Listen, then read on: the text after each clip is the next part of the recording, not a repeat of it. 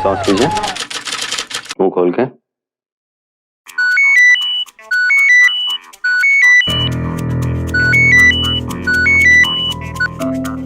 Hello, आप जिस आदमी को ढूंढ रहे हो उसका पता मेरे पास है, शुगर फैक्ट्री के पीछे वाली गली में है। ओके, मैं आपको वहीं मिलूंगा। और हाँ, इनाम के पैसे लाना मत भूलना। मैं अभी आ रहा हूँ।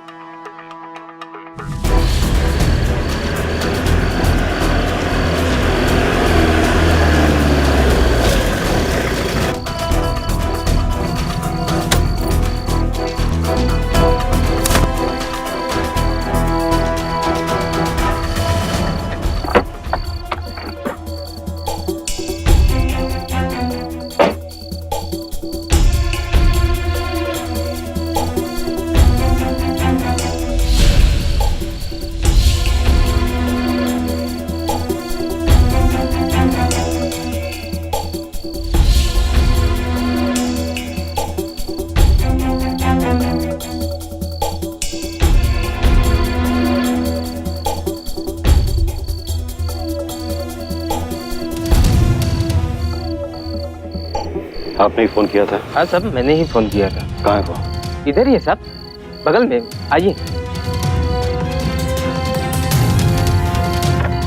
यहाँ तो ताला लगा हुआ है। गुनाह की हर साजिश को बस मौके की तलाश होती है। मौका मिला नहीं कि अपराधी अपने मंसूबे को अंजाम दे डालता है। एक डॉक्टर की हत्या की इस संगीन वारदात को भी पलक झपकते ही अंजाम दे दिया गया। लेकिन आखिर दूसरों की जान बचाने वाले एक डॉक्टर की जान का दुश्मन कोई क्यों बना? किससे मिलने गया था ये डॉक्टर, वो भी हथियार के साथ? और क्या मकसद था इस मुलाकात का? और क्यों वो मकसद पूरा होने से पहले ही इस डॉक्टर पर गोली चल गई?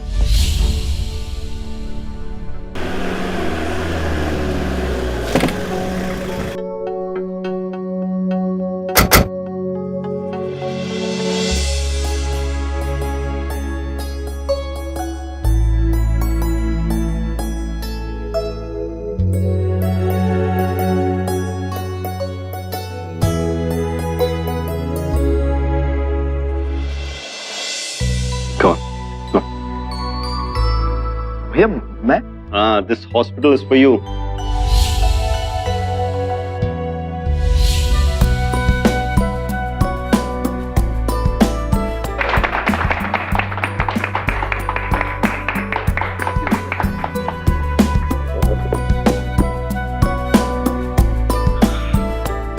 So, how is it? बहुत अच्छा है भैया। Akash, this is all yours. And that is your chair. भैया इस पे तो आपका हक है, ये आपकी चेयर है। आकाश, हमारे बीच क्या तेरा और क्या मेरा। बैठ जा। चल तू बैठ जा, बैठ। भैया वाओ, लुकिंग गुड। भैया देख आकाश, मैं सिर्फ एक डॉक्टर हूं और तू डॉक्टर होने के साथ साथ दुनियादारी भी अच्छी तरह समझता है, इसलिए तू इसे चलाएगा। भैया लेकिन आपने अपनी सारी कमाई मेरे ऊपर लगा दी। देखो आकाश, माँ बाप के बाद मेरी जिंदगी में सबसे बड़ी जिम्मेदारी तू था, और अगर पैसों से किसी की जिम्मेदारी पूरी हो सकती है तो इससे बड़ी और कोई बात नहीं। बैठ, क्लिनिक को संभाल, मैं चला दिल्ली। भैया दिल्ली क्यों जाना है? तेरे लिए बिल्ली लाने के लिए जो तेरे कान उमेठेगी। अरे भाई, तेरा परिवार बढ़ाना है, तेरे रिश्तों की बात आ रही है, उनसे बात करने जा रहा हूं, समझ गया? चल बाय भैया, बाय। आकाश और अरुण सगे भाई थे। अरुण की जिंदगी का बस एक ही सपना था, अपने छोटे भाई को सेटल करना। उन्होंने खूब मेहनत करके आकाश को डॉक्टर बनाया, उसके लिए नर्सिंग होम खोला और फिर उसकी शादी दिल्ली की रहने वाली सुगंधा से कर दी। सुगंधा खूबसूरत थी, समझदार थी और उसने आकाश और उसके परिवार को बखूबी संभाल लिया। और फिर 2 सालों में ही घर में किलकारियां भी गूंज उठी, बेटे राजू। और सुगंधा नहीं जानती थी कि उसकी जिंदगी में एक अनहोनी दस्तक देने वाली थी। सुगंधा गृहिणी थी, उसने कभी भी आकाश के दफ्तर के कामकाज में दखलंदाजी नहीं, वो बस घर की जिम्मेदारियां संभालती रही। उसे इस बात की भनक तक नहीं लगी कि उसके सामने पवित्रता की मूरत बने रहने वाला आकाश दरअसल वासना का भूखा था। यहाँ सुगंधा परिवार का दायित्व संभाल रही थी, उधर आकाश का मन कहीं दूर भटक रहा था। आज कहाँ जा रहे हैं? अरे भूल गई, मेहता साहब की दादी के चेकअप के लिए जाना है।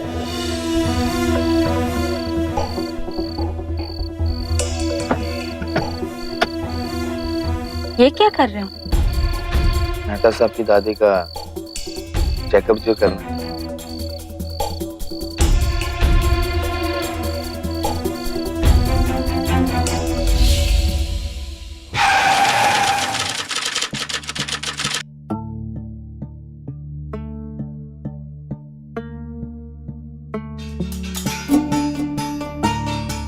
एक्सक्यूज मी, ये क्या कर रही हो तुम? ये नर्सिंग होम है, कोई ब्यूटी पार्लर नहीं। अभी कोई पेशेंट नहीं है ना sir? Listen, it's a serious profession. इस चीज की सैलरी मिलती है तुम्हें? सैलरी मुझे डॉक्टर आकाश देते हैं, आप नहीं। ओके?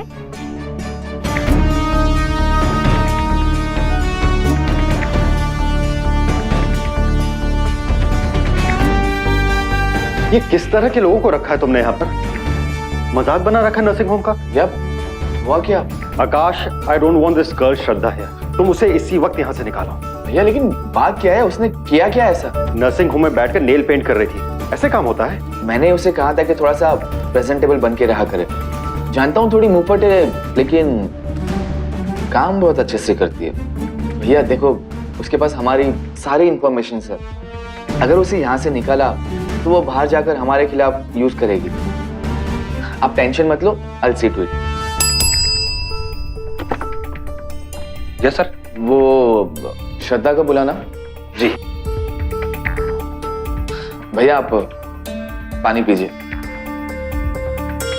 भैया आप चाय पियेंगे या कॉफी? श्योर। श्रद्धा भैया को सॉरी बोलो। और सुनो, आज के बाद ऐसी कोई गलती नहीं होनी चाहिए। सॉरी। और सुनो, आज शाम को मिस्टर सिन्हा की बीवी के चेकअप के लिए जाना है, तो जरा उनसे अपॉइंटमेंट कंफर्म कर लेना, ठीक है?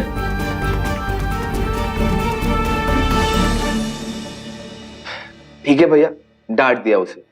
भैया आपका यहाँ अचानक आना कैसे हुआ? आकाश, दरअसल मैं तुमसे बात करने आया था। सैटेलाइट हॉस्पिटल से गुजर रहा था, तुम्हारे घर चला गया। काफी बिजी चल रहे हो आजकल तुम। आकाश, थोड़ा परिवार पर भी ध्यान दो। सुगंधा को खांसी की प्रॉब्लम हो रही है, ऐसा लगता है अस्थमा डेवलप हो रहा है। मैंने सोचा कि मैं उसे चेकअप के लिए ले जाऊं, लेकिन फिर सोचा कि तुम अगर ले जाओगे तो ज्यादा बेहतर होगा। भैया मैं तो ले ही जाऊंगा, लेकिन उसे मुझे बताना तो चाहिए था। खैर, मैं उसे आज ही ले जाऊंगा। चलता हूं।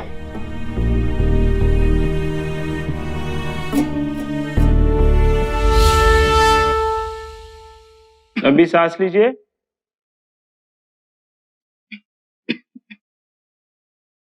कब से हो रही है आपको खांसी? खाना बनाते वक्त होता है, सर्दियों में ज्यादा होता है। सिस्टर, आप इनका ब्लड टेस्ट कीजिए and send me the reports.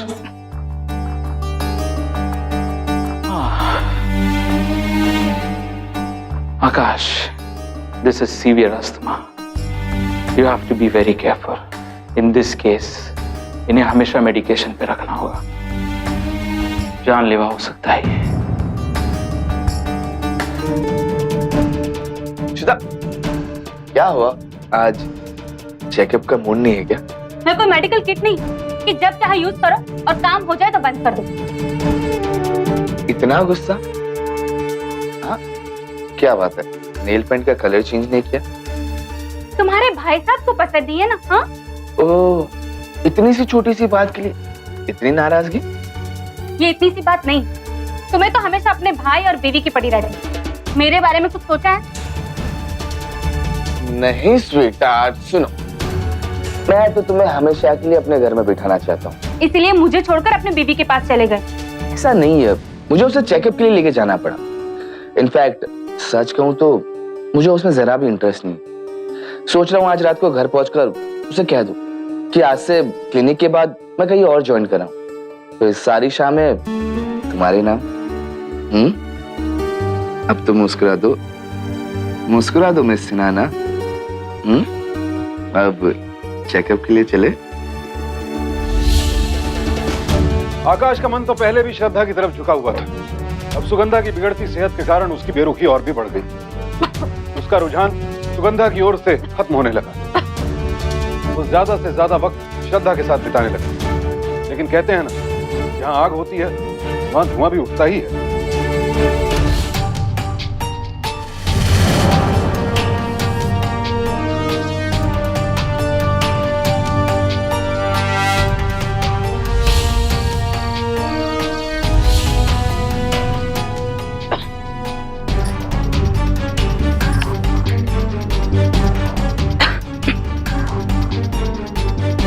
number you are trying to call is out of coverage area. Please try again later. इनका फोन लग क्यों नहीं रहा है?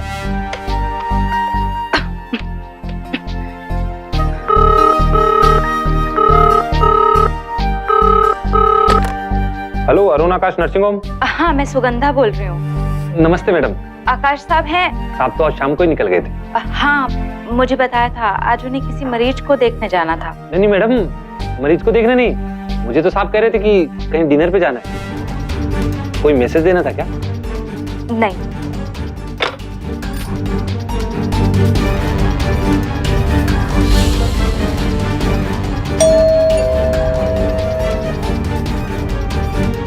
इस वक्त कौन हो सकता है?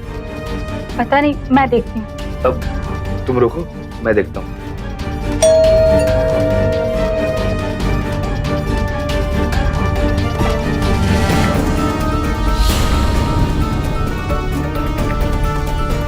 कौन है आकाश?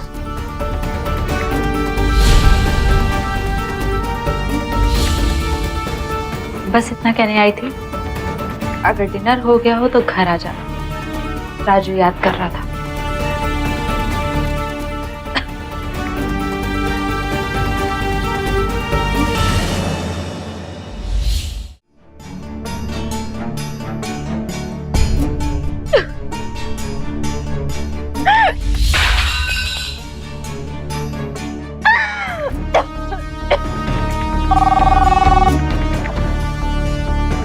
हेलो भैया, भैया आप यहाँ आ जाइए।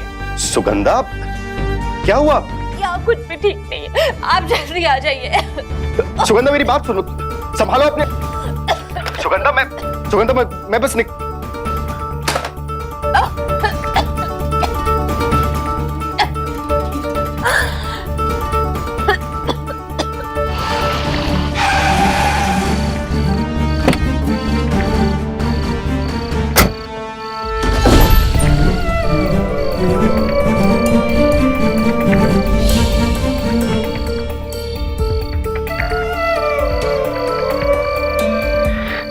आकाश, क्या हुआ सुगंधा को? सुगंधा, क्या हुआ ऐसे? मैं विजिट पे बाहर गया था, फोन आया कि अचानक तबीयत खराब हो गई। सब कुछ छोड़ के थोड़ा चलाया, इस तरह के देखा कि भैया सुगंधा शीशों में मेरी सुगंधा नहीं रही।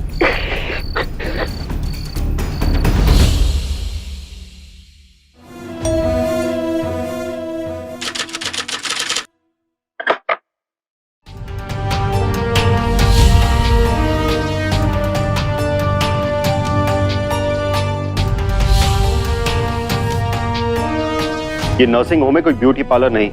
सैलरी मुझे डॉक्टर आकाश देते हैं, आप नहीं। आकाश, आपके आशीर्वाद लेने आया था। मैंने बहुत सोचा पर क्या करता, आया से बच्चे कहाँ संभाले जाते, इसलिए हमने रजिस्टर मैरिज कर लिया। और श्रद्धा राजू को अच्छे से जानती भी है। राजू खुश रहेगा भाई साहब, बस आपके आशीर्वाद चाहिए।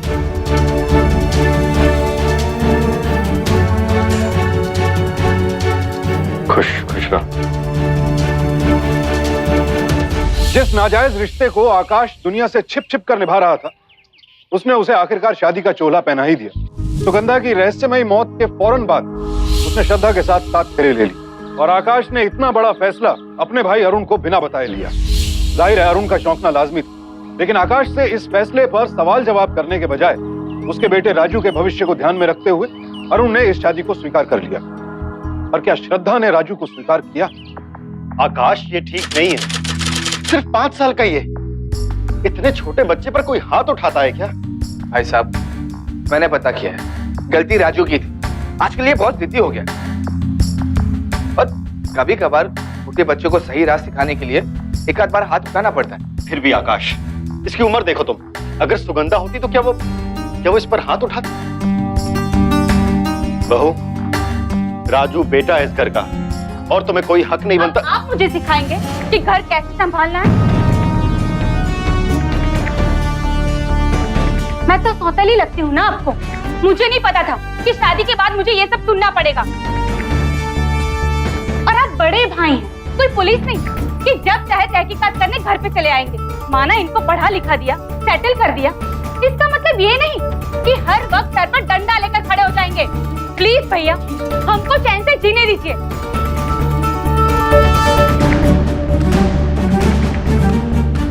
भाई साहब, माना कि आप बड़े हैं, पर बड़ों को भी कभी कभार अपनी दिमाग का ध्यान रखना पड़ता है। मैं चाहता हूं कि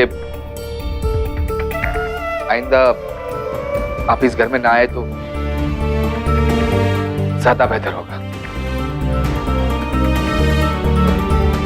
चलो राजू।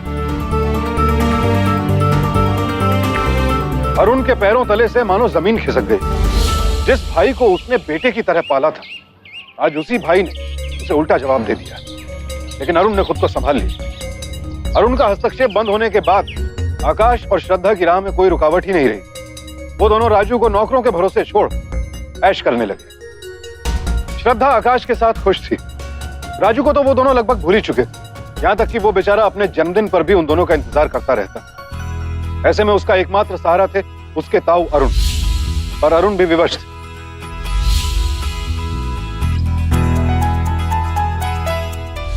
पर श्रद्धा भूल गई थी कि आकाश जैसे इंसान की हवस कभी बुझती नहीं है। 6 साल बाद अब श्रद्धा में भी उसकी दिलचस्पी खत्म होने लगी थी। अब तक आकाश एक बड़ा हॉस्पिटल बना चुका था।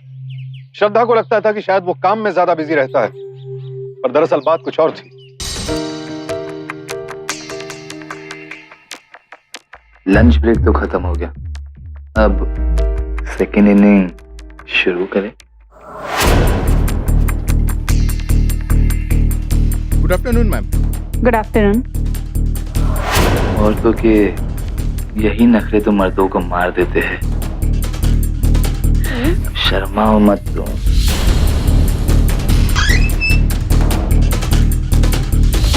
Stop this! Shraddha, Don't make any excuses. श्रद्धा, मैंने सब कुछ देख लिया है। Disgusting! श्रद्धा, यार, आकाश जैसे लोग किसी के नहीं होते। उनके लिए रिश्ते बेमानी होते। लेकिन श्रद्धा को यह भ्रम था कि अपनी पत्नी को धोखा देने वाला आकाश उसे धोखा नहीं देगा। पर जल्द ही श्रद्धा का यह भ्रम भी टूट गया। उसने भी आकाश को ठीक वैसे ही रंगे हाथों पकड़ा जैसे पहली बार सुगंधा ने पकड़ा था। यह दूसरी बार था जब आकाश का चरित्र बेनकाब हुआ था। तो क्या इस बार भी ऐसी ही कोई अनहोनी होने वाली थी जैसे पहली बार हुई थी? अभी लौटी हो तुम? ये कोई वक्त है आने का? हाँ, क्यों? क्या करना चाहिए था मुझे? तुम्हारा इंतजार? देखो, मैं सीधे सीधे सवाल पूछा। You damn it! चिल्लाओ मत। तुमने मुझे बताया था कि तुम कहाँ गए थे। हो सकता है मैं भी किसी और की बाहों में हूँ। Shut up. देखो तुम। क्यों? बर्दाश्त नहीं हुआ? तुम एक ही चीज 2-2 बार करो और मैं ना करूं? क्या चाहते कि चुपचाप सब कुछ सहती रहो जैसे सुगंधा सहा करती थी? रंगे हाथों तुम्हें पकड़ूं और रो रो कर पूछो कि तुमने ऐसा क्यों किया? देखो, तुम ज्यादा हो रहा है तुम्हारा। Okay? No mister Akash, no. I think सबको अपनी जिंदगी जीने का हक है। मुझसे भी भूल हो गई। मैं सोचती थी कि तुम्हें मुझसे प्यार है, लेकिन मैं सुगंधा जैसी नहीं हूँ कि अपनी जान गवा दूं। सुगंधा, वहां पे आने की हिम्मत कैसे हुई? आप वहां पर रंगरलिया मनाओ और दोष मुझी को दो। तो क्या हुआ? मर्द हूँ, पैसे कमाता हूँ और जो जी में आएगा ना वो करूंगा। तुम मुझे खुश नहीं रख सकती, समझी ना? आदमी को अगर भूख लगेगी, घर में खाना नहीं मिलेगा तो बाहर जाके खाएगा ना। ये सब है ना भैया को बताइएगा। आपका सारा कच्चा चिट्टा उनके सामने खोल के रख दूंगी, तब बताइएगा। ये सब तेवर है ना उनको तब दिखाइएगा। रेडी? भैया को बुलाएगी, भैया को बुलाएगी तू।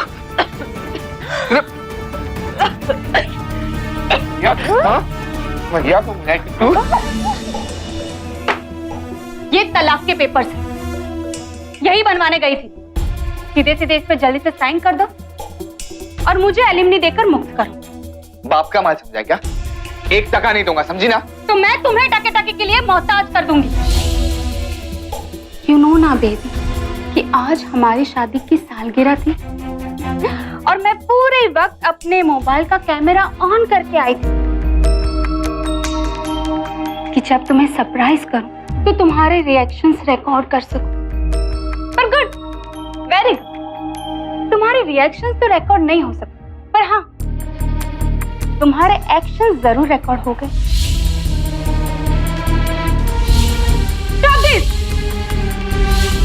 अब सीधे सीधे मुझे प्रॉपर्टी में हिस्सा दे दो या तो फिर मैं पुलिस को ये क्लिप दे दूंगी और साफ साफ बता दूंगी कि मुझसे शादी करने के लिए तुमने अपनी बीवी सुगंधा को मार डाला। देखो, ये मोबाइल मुझे दे दो। छोड़ो इसे। समझी ना? नहीं, छोड़ो इसे। मैंने कहा छोड़ो इसे। मोबाइल मुझे, छोड़ो इसे। मोबाइल दे दो।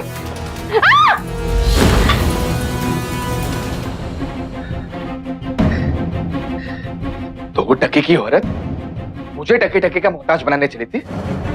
जीत तो करता है तेरा गला घोट का भी मार दो, पर अफसोस ऐसा नहीं कर सकता, क्योंकि अगर मेरी दोनों बीवियां एक ही हाथ में मरी पाएगी ना तो शक मुझ पर ही जाएगा। तू देख ये डॉक्टर क्या करता है, तू देख।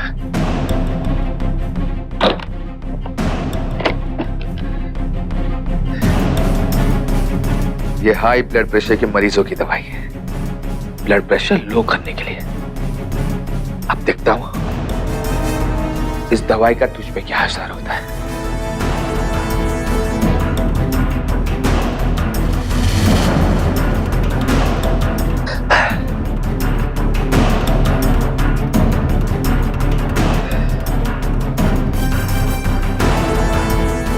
हेलो शंभू, डॉक्टर आकाश बोल रहा हूँ, जल्दी से एम्बुलेंस भेजो। हाँ, अरे मैडम बेहोश हो गई, जल्दी भेजो।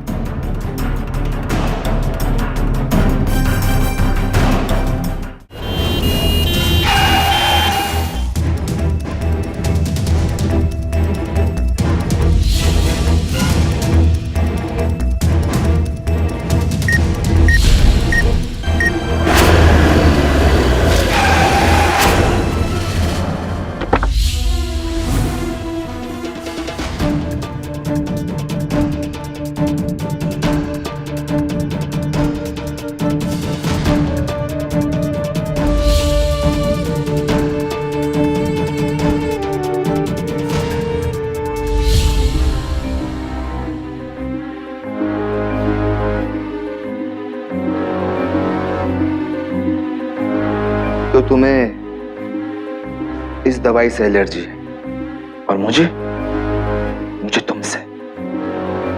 अब तुम्हारी ये एलर्जी मेरी एलर्जी का इलाज करेगी। आकाश एक वैशी दरिंदा बन चुका था। जब भी उसकी हवस के रास्ते में कोई रुकावट आती वो हैवान बन जाता। इस बार भी उसने वही किया, अपने मेडिकल ज्ञान का दुरुपयोग करके। लोग समझ रहे थे कि आकाश दिन रात अपनी पत्नी के इलाज में जुटा हुआ है, लेकिन दरअसल वो लगातार 7 दिनों तक श्रद्धा को वो दवाई देता रहा जिससे उसे एलर्जी थी। नतीजा, आकाश ने श्रद्धा को भी सुगंधा की तरह अपने रास्ते से हमेशा के लिए हटा दिया। भाई साहब, इतना बचाने की कोशिश की, लेकिन फिर भी बचा नहीं पाया। लगता है मेरे भाग्य में पत्नी का सुख है ही नहीं। इतना संभाला इसने घर को, इतना प्यार किया राजू को। होने को कौन टाल सकता है आकाश?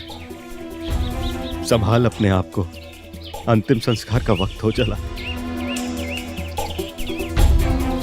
राजू, आजा अपनी माँ के आखिरी दर्शन कर ले।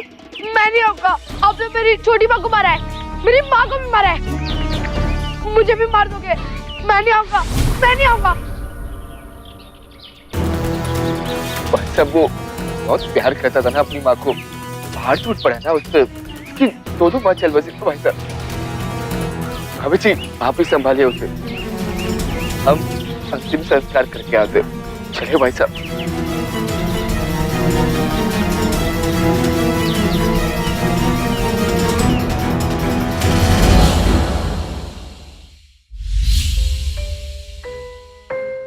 बेटा राजू, पापा तेरे लिए खाना लाया है।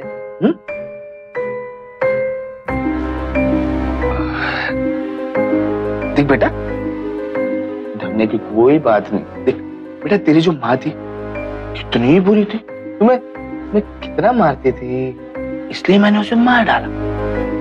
तू तो मेरा राजा बेटा है ना। हाँ पापा, पापा तुझे कितना प्यार करते हैं, प्यार करते ना। तो देख बेटा, किसी से कुछ मत कहना। हाँ ये ले खाना खा मेरे बेटा, खाना खा। ये बेटा नहीं खाना मुझे। अपने बाप को मार डाला, अब मुझे भी मार डालोगे। अब बहुत कर दो, सबको मार डालोगे, सबको मार डालोगे। हाँ मैं सबको मार डालूंगा। देख अगर इस बारे में तूने किसी को कुछ कहा ना तो मैं तुझे भी मार डालूंगा, समझा ना? हट। आकाश क्या हुआ, ये आवाज कैसी थी? तो भाई साहब बहुत बिगड़ गया है, दिमाग खराब हो गया उसका। आपने बर्तन फेंकने की आवाज नहीं सुनी, उसने खाने की थाली को फेंक दिया। आकाश बच्चा है वो, सदमे में है। भैया जानता हूँ, इसलिए मैं उसे ऐसी जगह भेजना चाहता हूँ जहाँ पे उसे अपनी माँ की याद ना आए। मतलब? भैया मैंने सोच लिया कि मैं आज ही उसका दाखिला देहरादून की बोर्डिंग स्कूल में करा दूंगा। देख आकाश, मैं भैया देखो भैया प्लीज, मैंने अभी उसे पनिश किया और मैं नहीं चाहता कि अभी आप जाकर उससे बात कीजिए।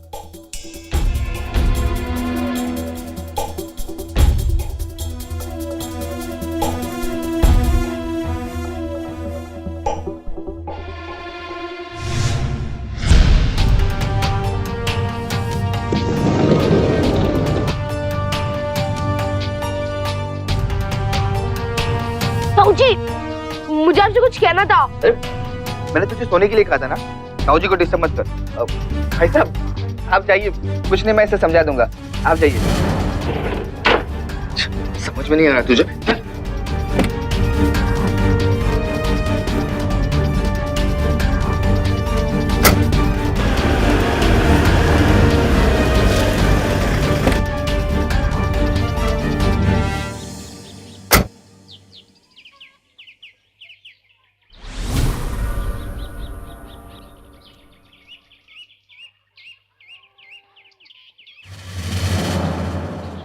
ताऊ जी मैं सच कह रहा हूँ, पापा ने छोटी माँ को मारा है और मैंने ये भी सुना है कि माँ को भी उन्हीं ने मारा है। पापा ने मुझे भी चुप रहने के लिए कहा है, नहीं तो वो मुझे भी मार डालेंगे। ताऊ जी प्लीज मुझे बचा लीजिए।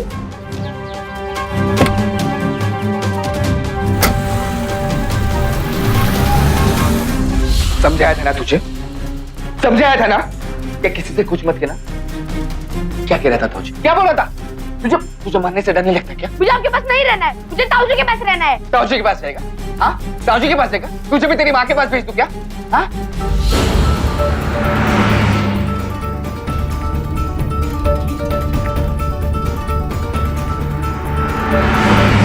ताऊ जी के पास जाकर क्या करेगा बोल? मैं उन्हें बता दूंगा कि आपने माँ को मारा, छोटी माँ को भी मारा। नहीं समझेगा तू।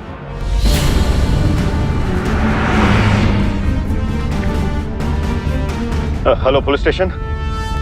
तू भी तेरी माँ के पास ही जाएगा।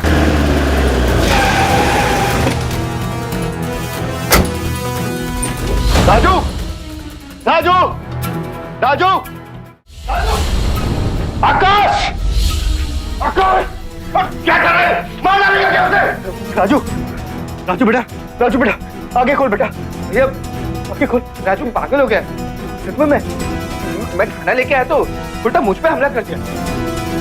भैया वो वैसी तो सब कुछ पता चल गया तेरे बारे में। इसने तेरे कारनामों का सारा कच्चा चिट्ठा लेकर गाड़ी पर फेंक दिया था।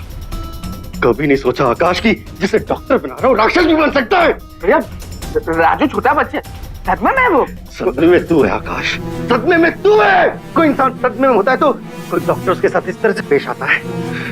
मैंने तेरे बारे में पुलिस को खबर कर दी है, अब सारे कुछ उत्तर। आकाश, आकाश, आकाश,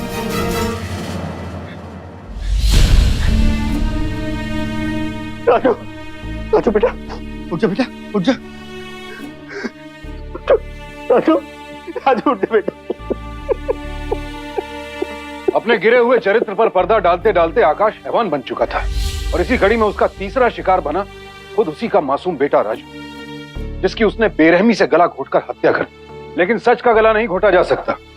आकाश का गिरा हुआ चरित्र और उसका असली चेहरा दोनों अरुण के सामने आ चुके थे और अब अरुण आकाश को किसी भी सूरत में बख्शने को तैयार नहीं था। इंस्पेक्टर साहब, यह है राजू का अंतिम खत। उसे किसी भी हालत में आपको छोड़ना नहीं है, फांसी के तख्ते तक पहुंचाना है आपको उसे। न उसने अपनी बीवियों को छोड़ा और न ही अपने बच्चे को।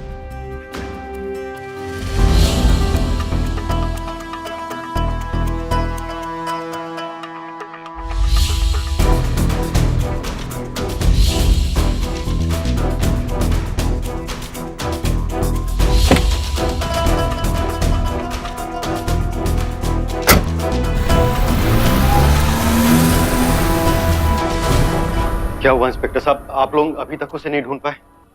अगर आकाश इसी तरह आजाद घूमता रहा तो बहुतों के लिए खतरा हो सकता है।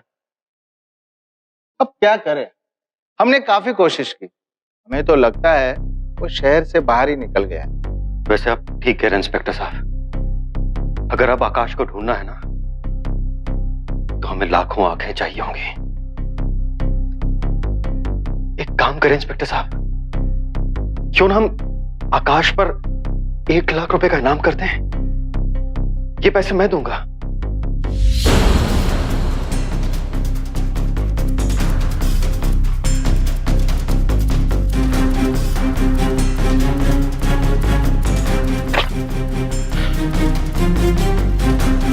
ये आपने ठीक नहीं किया भाई साहब, मेरे ही दुश्मन बन गए आप।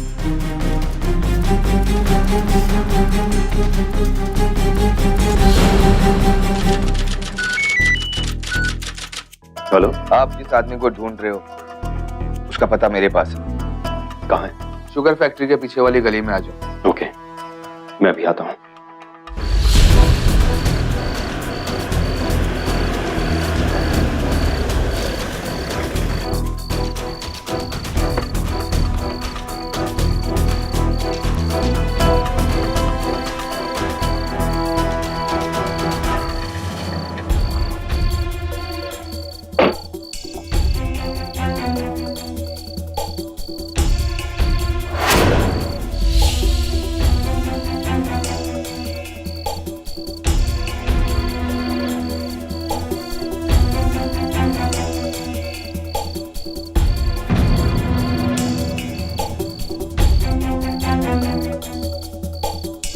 आपने ही फोन किया था? हाँ साहब, मैंने ही फोन किया था। कहाँ है वो?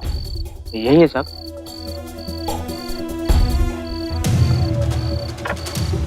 यहाँ तो ताला लगा हुआ है, तुम तो कह रहे थे यहाँ पर होगा।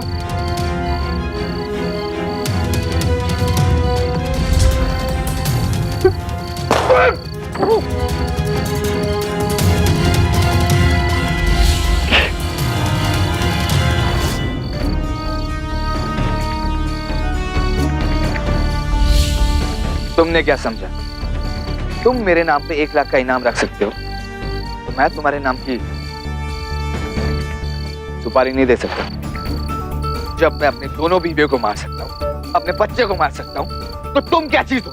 हाँ? अपने पेशे और रिश्तों का कत्ल तो आकाश कब का कर चुका था।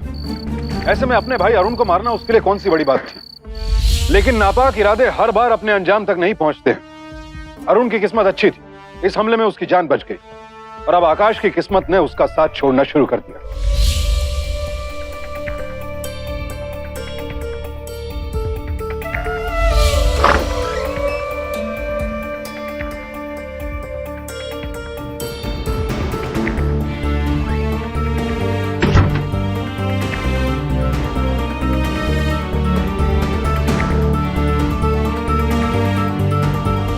आपने अपनी सारी कमाई मेरे ऊपर लगा दी।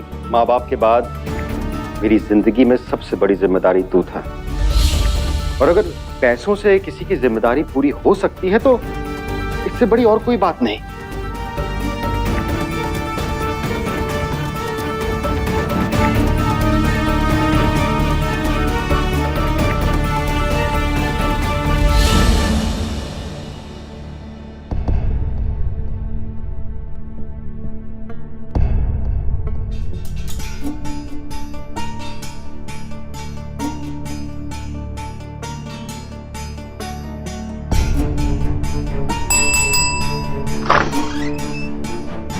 जी सर। ये मेडिसिन कौन लेता था? ये तो आकाश सर लेते थे सर। आकाश जी, ठीक है तुम जाओ। आखिर आप कहना क्या चाहते हैं? यही इंस्पेक्टर साहब की आकाश को एक रेयर बीमारी है जिसमें उसे हर 2-3 महीने में ब्लड ट्रांसफ्यूजन की जरूरत पड़ेगी, और इंस्पेक्टर साहब ये काम घर पर नहीं हो सकता।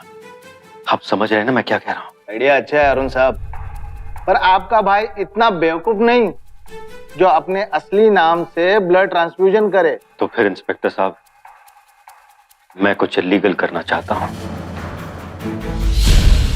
आपको बताकर। अरुण ने एक फर्जी वेबसाइट बनाई। ये एक तरह का विज्ञापन था तरह तरह की थेरेपीज और ब्लड ट्रांसफ्यूजन की सुविधाएं मुहैया कराने के बारे में। उसने अपनी पहचान गुप्त रखी। 3 महीने और बीत गए लेकिन कोई परिणाम नहीं निकला। अरुण को भी लगा कि उसकी कोशिश नाकाम रही, वो आकाश को कभी नहीं पकड़ पाएगा। लेकिन तभी एक दिन वेबसाइट पर एक इंक्वायरी आई जिसमें डिटेल्स बहुत कुछ आकाश से मिलती जुलती थी।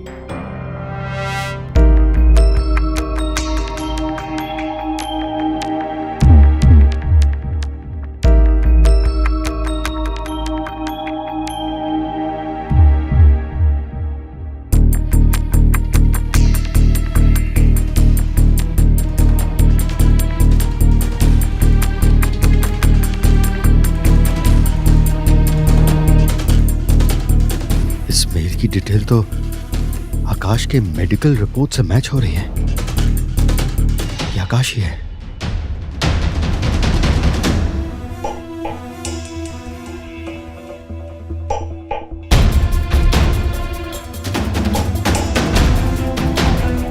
Hello inspector Rana.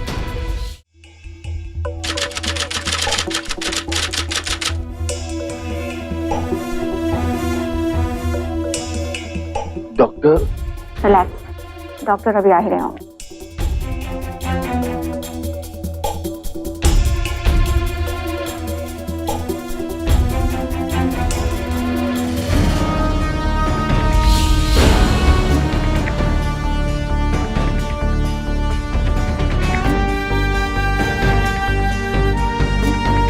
आकाश, तुमने अपने ज्ञान का इस्तेमाल किया कत्ल करने में और मैंने किया कातिल को पकड़वाने में। भागने की कोशिश मत करो आकाश, मैंने तुम्हारे पैरों पर एनेस्थीसिया के इंजेक्शन लगवा दिए हैं। जितनी भी कोशिश करोगे ना, अब नहीं भाग पाओगे।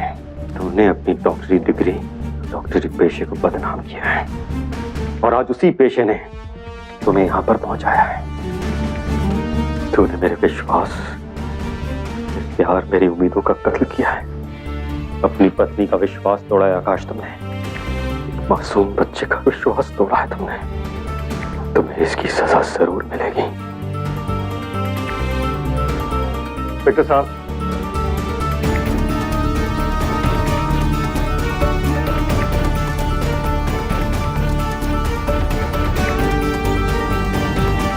आकाश को अपनी दोनों पत्नियों और अपने बेटे राजू की जघन्य हत्याओं के अपराध के लिए भारतीय दंड संहिता की धारा 302 के तहत उम्र कैद की सजा सुनाई गई।